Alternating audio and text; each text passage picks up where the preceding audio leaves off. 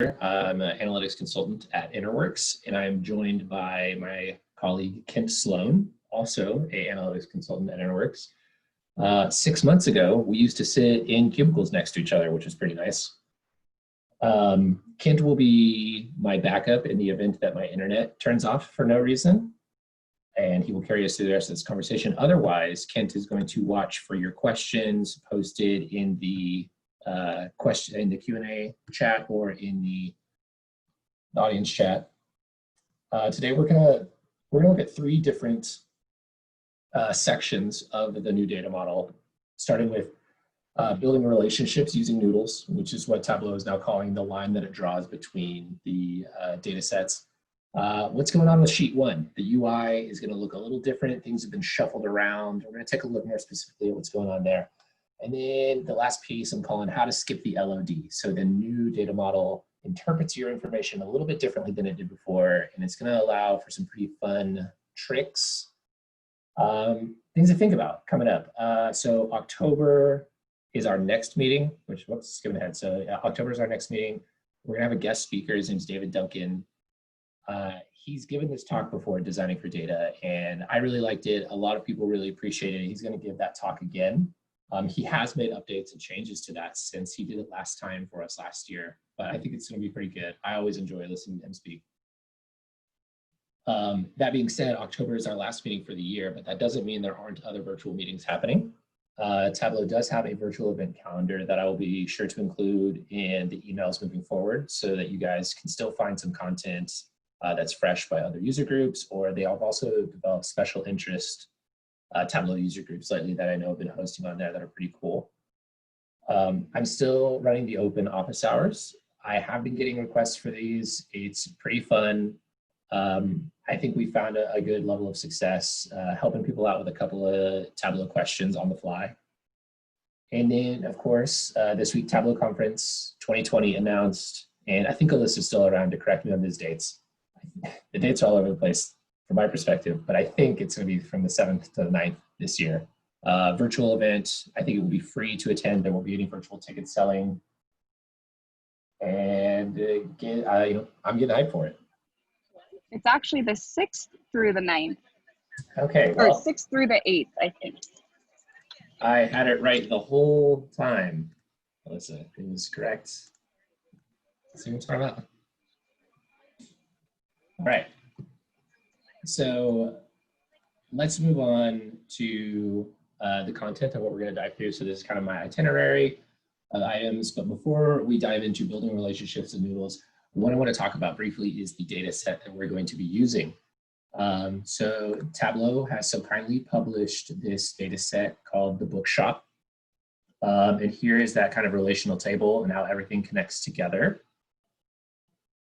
We're going to be using book, info, edition, and sales. And for a little bit of context, it's all packaged in an Excel file that you can download, and they do have other exercises outside of what I'm going to do today. But this is what book looks like: 3 columns with a unique ID, a title, and an author. Info joined on book ID, kind of broken up for some reason. Gives us genre, a series, a volume, and a nice little comment from the staff. And then the last piece we're going to use is sales with a ISBN number and a discount and an order ID. So some quick notes. I think it's sometimes a little easier to see the data in Excel before we dive into messing around with it. And so for the exercise today, yeah, let's build some relationships using noodles. So the first thing that we're going to do is connect some workbooks in 2019.4 and in 2020.2 so that we can see those visual differences and what's going on. We're going to talk a little bit about the differences between joins and relationships, and then the new cardinality options that exist. And also my mouse has been like really good. So like you're going to see me clicking around a whole lot. Okay, so here we are, 2019.4 on the left and 2020.3 on the right. And I'm seeing that chat bubble popping off. Okay, it's Alyssa. Just to make sure you guys are sending me messages. All right. All right, so let's go ahead and build our first connection in what we're calling the legacy environment. So let's go ahead and grab book and we'll drag it out.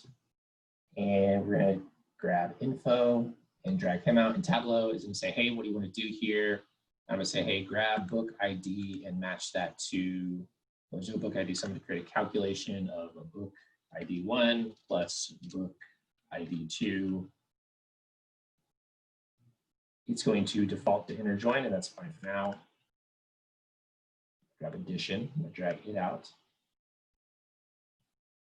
It's going to, yeah, and so it went ahead and found book ID and book ID on its own and defaulted to inner join, which is exactly what we want.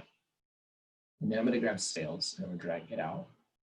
And again, it's on its own, found ISBN and matched it to the ISBN and done an inner join. Now, also what I'm going to do is, I think sales for 1 quarter is kind of boring. So we're going to go ahead and union sales from the other 3 quarters onto the end. So now we've got this 4-stack union, and this data set is now complete. Pretty simple, click drag. If I wanted to, I could adjust these joins. Tableau does a pretty good job of guessing on its own. I'm leaving this as a live connection. And so I have all of my fields from all of these into one source. And so now let's take a look at building this relationship in the new data model. So I'm going to grab book and drag it out. And right away we can tell that the asset that represents book is different. And that's because the new environment operates in multiple layers. And so I'm going to show you what that means now. Is that when I can click into book and open it and find that legacy model inside. And what I'm going to do on in here is I'm going to go ahead and drag info and connect it on book ID. And now I'm going to have to create this calculation again. Whoops.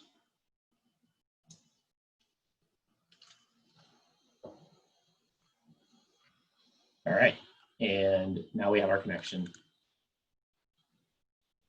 And that is all packaged inside of this, what is called the logical layer, right? So this is this outside container is known as the logical, and inside is the physical. So then let's go ahead and grab addition, and here's that noodle that I've been just raving about. That's very bendy. So we drag out addition, and now we have this new dialog box that says edit relationship. So again, Tableau has found that book ID and book ID match each other in both sources. If you want to, you can add more fields to make this a more specific relationship or not.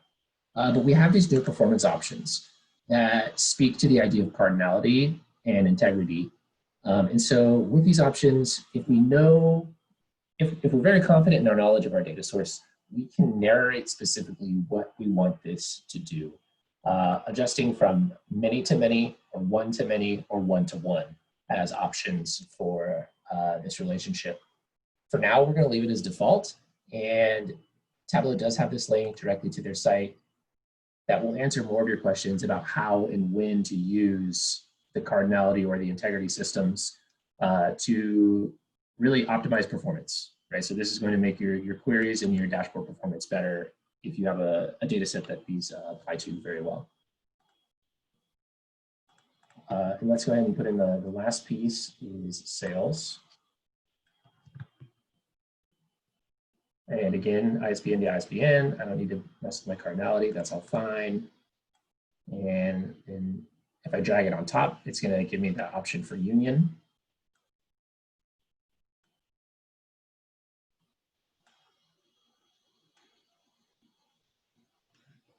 And you'll notice that this logical layer has this, this union icon on it, and this logical layer has this join icon on it to indicate to me things that are happening inside of these logical layers so that I can quickly identify them.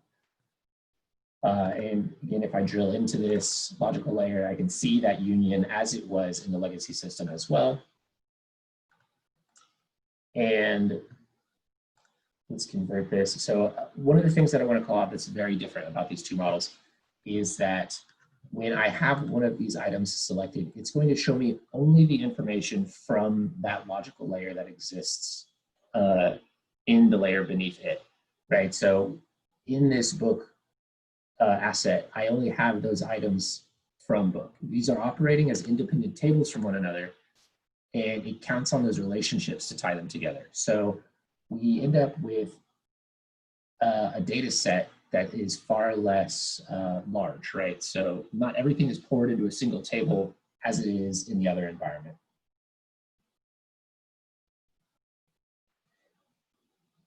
And I like to draw on my screen. I don't know that I've done this before, but it's a good time.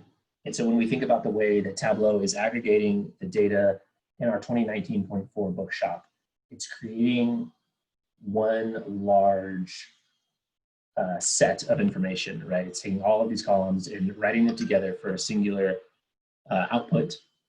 That is where our new data model is keeping them separated. Now we're going to take a closer look at what that means and what the consequences of that are as we get further into today's talk. But really quickly, or I think, yeah, okay, so I think that's it for this portion. And we're going to move on to what's new on sheet 1. So let's go ahead and open up sheet 1 like we're ready to do some work. So right away, some of the things that you guys can notice is on your measure and dimension shelf. Your measures and dimensions were previously split by their type, and the destination table is kept inside of them. But now that that model has been reversed, and your tables are actually what make up the external, the highest level, and they break down into those measures and dimensions inside. So they're still blue and green, and they have the separation line, but they no longer are split quite as widely. And what I also want to call out on this page is that the number of records in the legacy model is not present, but that's okay because we have counts now. So each of your data tables is going to have a pre-generated count field as opposed to the number of records field. And so if I drag that number of records over to text, I can see I have 56,350 records over here. If I grab count from book and drag it to text, I can see I have 58 records in book, which we know is because we only have 58 unique books. If I drag out addition to text, I have 95. Some of those books have multiple ISBNs. And then if I drag the count of sales to text, I will see that lowest level of aggregation number, the 56,350. It's at the far most left, it's at the highest level of detail. One of the things that's called out, something that we recognize quite frequently when we're working across different workbooks and different clients, is that the number of records field is used quite frequently throughout workbooks. It is a fantastic tool that is embedded in so many different calculations that if that disappears, maybe things break. I haven't seen that to be the case. But what we're going to do right now is we're going to go ahead and test it. And I'm going to show you guys what happens when you have calculated fields that use number of records and you upscale it to 2020.3. So we're going to go ahead and create a calculated field, and we're going to call it price per page. And we're going to take our number of records and we're going to multiply that by the price.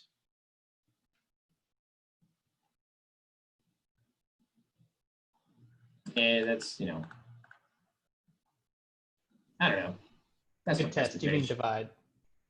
Yeah, there we go. That's not price per page, but it doesn't matter. We're just making a calculation that uses number of records. Okay, and if I drag that out, great. And then I'll create another count that uses it.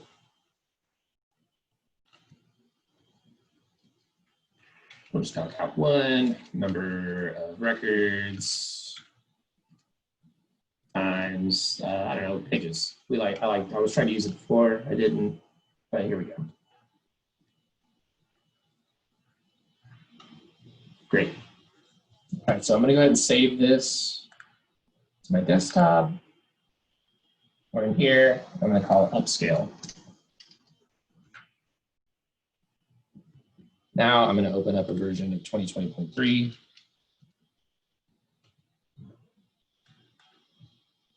And so over here, we're operating in 2019.4. I've got this 2020.3, and I want to open up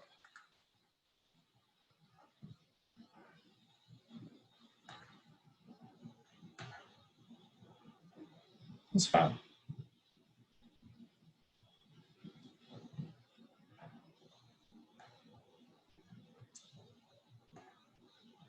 And so you'll see that now our data shelf is formatted a little differently. It's kind of blending both the legacy and the new data model together.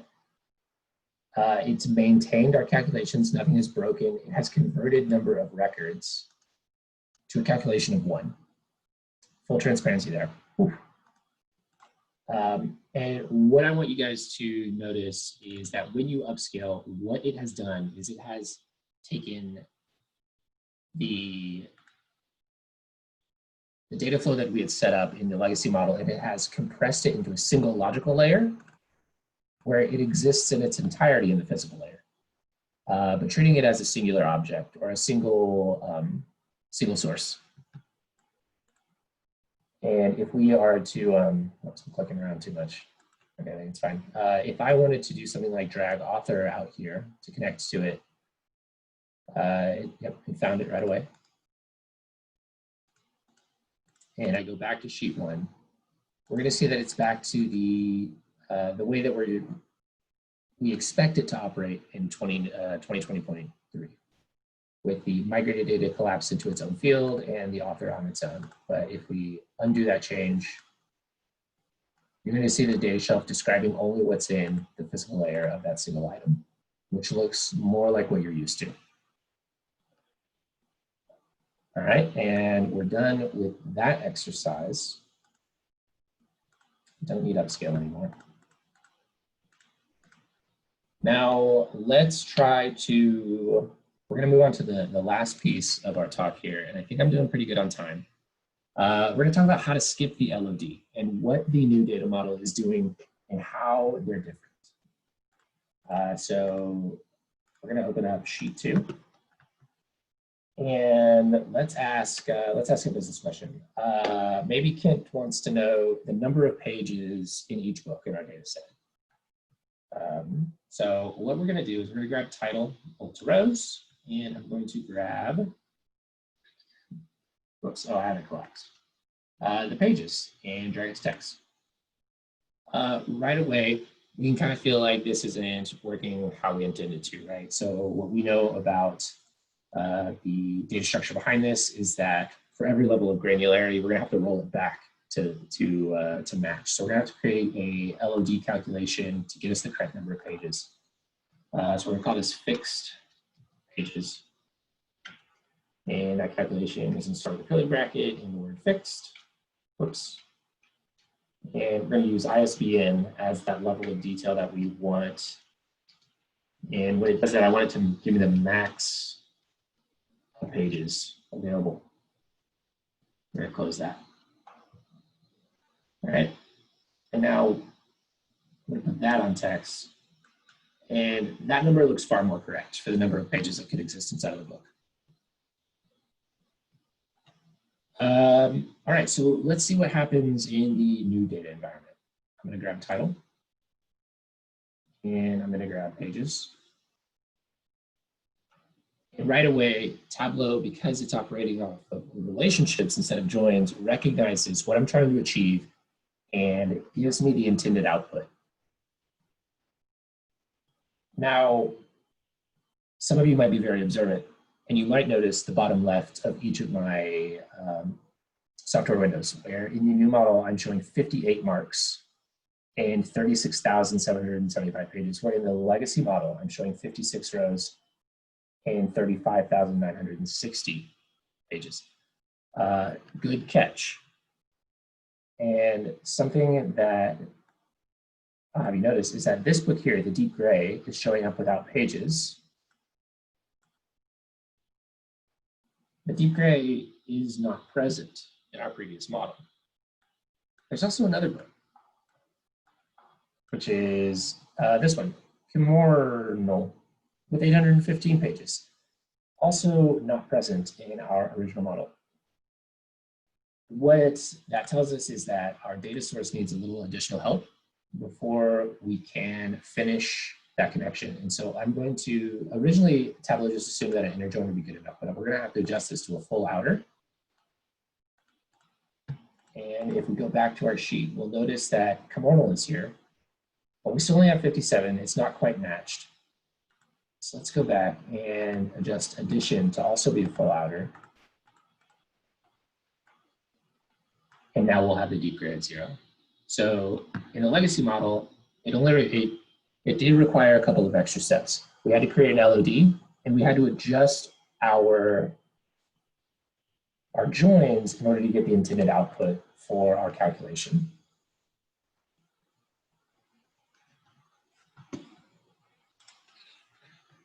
And that is where my demonstration for the day stops. Do you guys have any questions, or Kent, is there anything that you would like to call out in addition to what I demoed here? I'll let others try to get a question in first.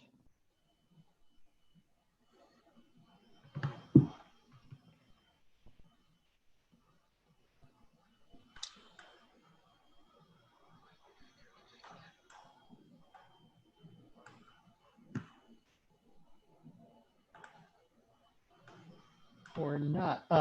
One I just mentioned, so the LOD, this also can be used to replace uses for blends that we might have had even back before we came up with LODs. So that's where you think of like goals or targets, for example, cases where you have data sets where the numbers, when you join them on, here we were just, they're mismatched, but if you join on, say like a target number, now it's repeated. And then if you sum it up, your target numbers would be way too high. So also in scenarios like that, we can now quickly connect data sources that are of different granularities and have our mathematical metrics work out as well, not just bringing in those dimensions. Looks like Douglas has a question. I'm going to go ahead and click allow to talk. There we go. Hey, there you go. You're in. You get more questions that way. I had two. One is on the upscale. Can you ungroup that original data set and make it like the new version? So can you drag the different sheets out of that logical group and mirror what you had in the new version? That is a great question. And what I think the appropriate answer would be, and Ken, feel free to correct me, is instead to build a new data connection and then replace the old one. So let me open that up and I'll try that out real quick. Well, I think he's talking about is just getting it to group by dimensions and measures first, independent of tables. And the quick answer on that is no, but you could use folders, for example, if you wanted to group all of your measures together. No, I'm talking about in the data source tool. Can you open up migrated data and then drag those pieces out? Oh. So if you were to drop, say, info and then try to add it in there. Well, I just wondered if you could drag it out of the box since Tableau decided to put it together in a logical model, whether you could click on addition, for example, and drag it external to that, but I guess not. Yeah, no, it seems to have gotten really mad when I did that. All right. I think it'd be a delete and then a re-add. Okay. It's fair enough. Sometimes I think the appropriate answer would be to do a new data source to the same connection. If you were to delete a table and then add it in out in the logical layer, I wonder if it would pick back up though on your column references. Let's try it out. Is this one still deleted? No. All right, so let's drop, we'll remove info.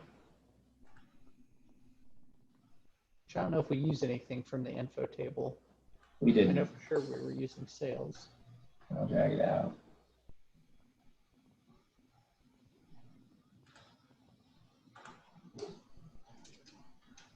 And this is where 2020.3 saves you because 2020.2 version did not have that calculation option yet.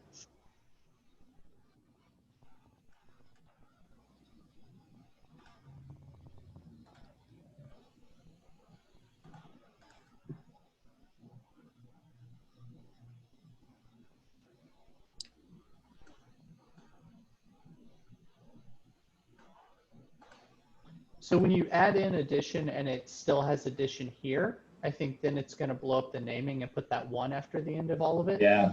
I think you might have to drop addition first from the other one and then add it in to try and get it to not blow up your naming convention. Like if you drop addition 1 and now re-add it, if it would bring it in as the original naming convention.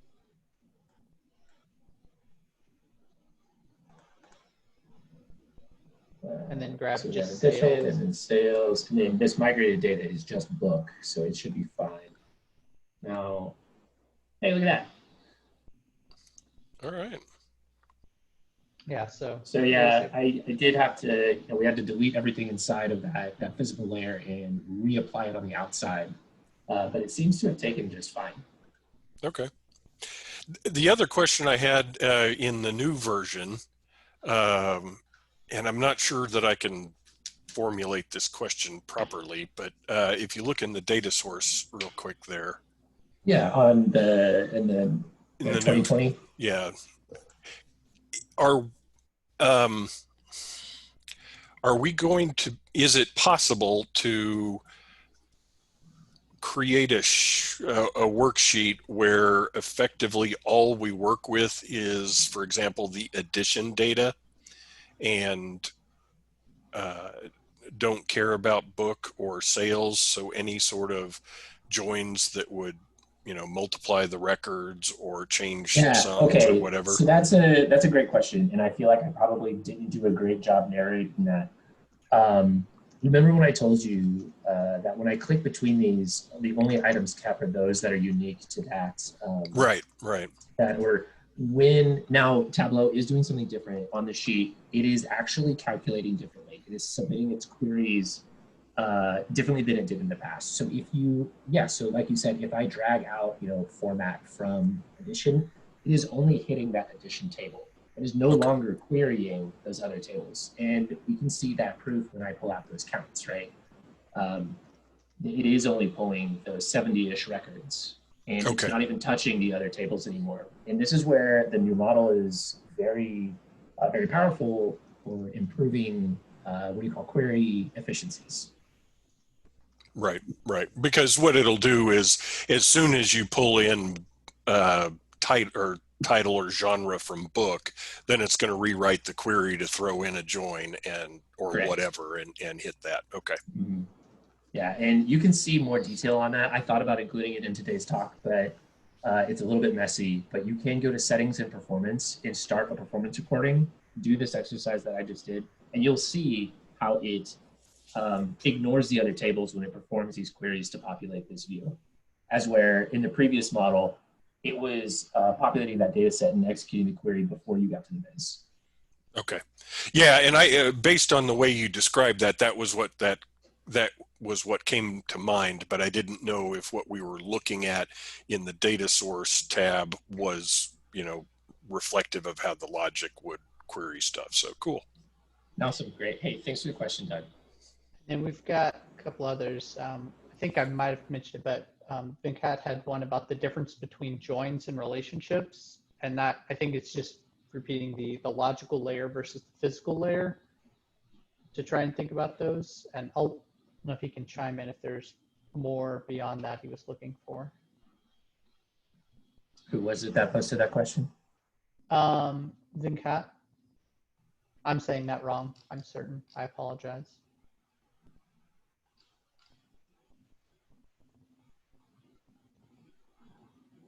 it flipped over to the answered section since I posted something into it. Oh, We okay. have I a was couple looking others for that it. are open.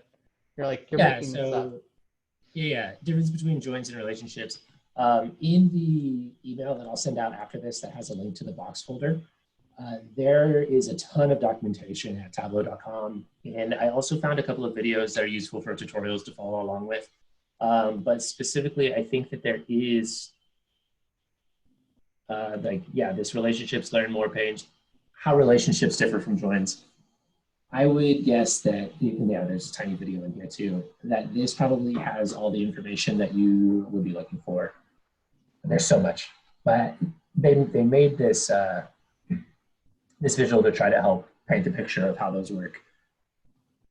The best way for me to summarize it is that it just takes the legacy model and puts it in a container so that you can connect it to other containers. At the face level, the way that it connects information is wildly different in great detail on this page. All right, and then Jeremy had kind of a comment, but he'd, I think, experienced some issues with some of the earlier versions of this, and it was recommending going to 2020.3. He was getting a long query bug. So yeah, for sure, if you have the ability, the 2020.3 version, they've kind of cleaned some things up and added in some features like the use of calculations when creating links in the logical layer. And then Dimitri might need to unmute or have them chime in on this one. He's talking about data scaffolding. I guess the term data scaffolding could mean a couple of different things. If there's a particular example you're thinking of when you're talking to data scaffolding. Let's see. I will now unmute Dimitri.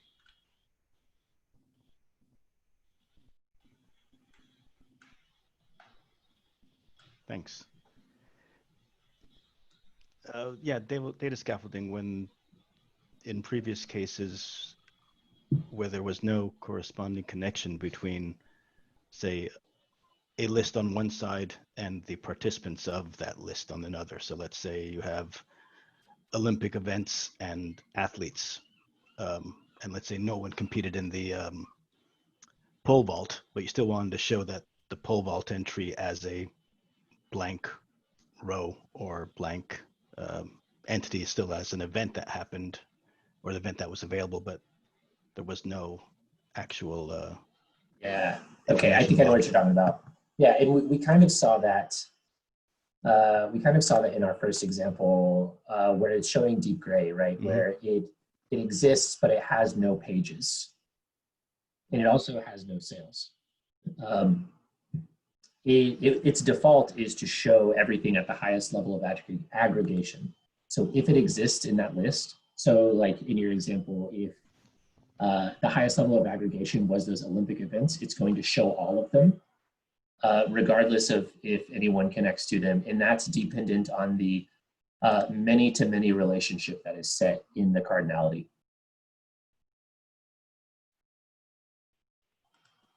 Would you say that depends on the order you make the relationships available in the data pane there? Yeah, and so I think that right through that cardinality, you can adjust that direction. Right. Right. So I could say one to many, or I could say many to one, sending it either way. No, I meant if you put addition first and then added book second. Yeah, I couldn't hear because I have like this three join thing. It actually impacts it more on how you bring the fields into the view in the sheet. So we set up the relationship here, but you could rearrange, say, the order and say start with sales on the left and like sequence these then. Yeah. But Tableau actually determines how it runs the query based upon the first field from a table kind of basically is the one that kind of sets how Tableau thinks about that. So the order in which you bring in the fields from different tables can impact it depending upon how you've set up that linkage there. But it will do something like if, say, you had sales for a book that just didn't exist in your book list, it would actually show the number for the sales there and tell you that it was unmatched. So it would let you know that, hey, there are sales values that do not have something to line up with at this point in time. But it is kind of switching to thinking in terms of the many to one and one to many versus more traditionally, we would talk of this as just left join or right join or outer or inner. It's now switched to one to many and many to one type terminology. I'm pretty certain that they also have more detailed documentation in here on that specific question as well.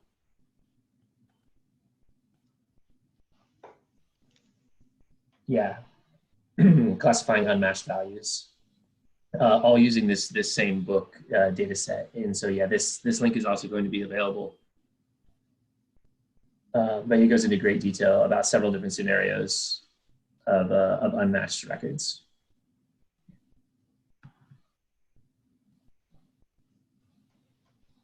Was that helpful, Dimitri? I'm sorry. Yes, thank you very much. I have seagulls in the background, so I unmuted myself. Cool. All right. If we don't have any other questions, we can go ahead and wrap it up for this month. I hope this was helpful to you guys.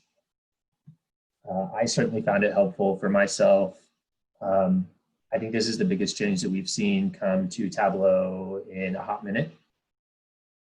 And I'm looking forward to seeing you guys at the Designing for Data talk in October.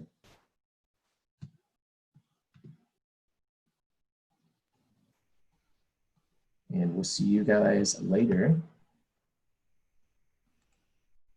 Have a good weekend. Thanks.